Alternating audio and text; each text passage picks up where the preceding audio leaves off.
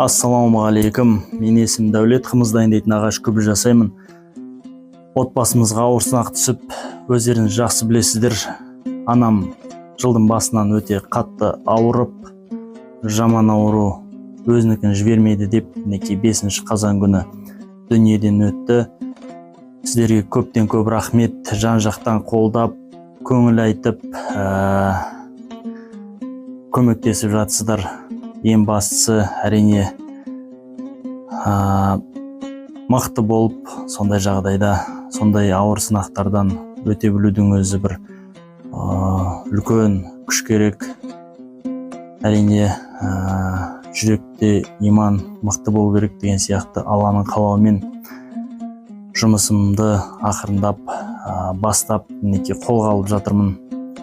Мына 25 литрлік күбіден бастап бүгін аяқтап, осы тапсырысын бастап реттеп жатырмын.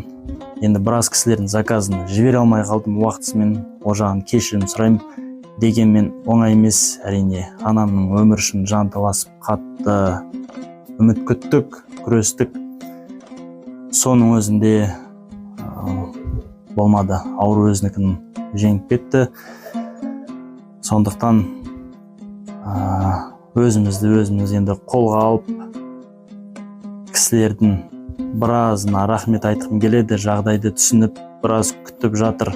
Ең бастысы, Алла бұйыртса, енді тапсырыстарыңызды ақырындап бастаймын. Сабыр сақтап, қолдау көрсетіп отқандарыңызға көп рахмет. Алла разы болсын, ісіміз берекелі болсын. Мінекей жұмысым, орным осы. Кішігірім бұрынғы өзім шеберханама қайта көшіп келдім. Менімен бірге болыңыздар. Алла бұйырса, жұмыстарыңызды алдағы уақытта бәрін көрсететін боламын.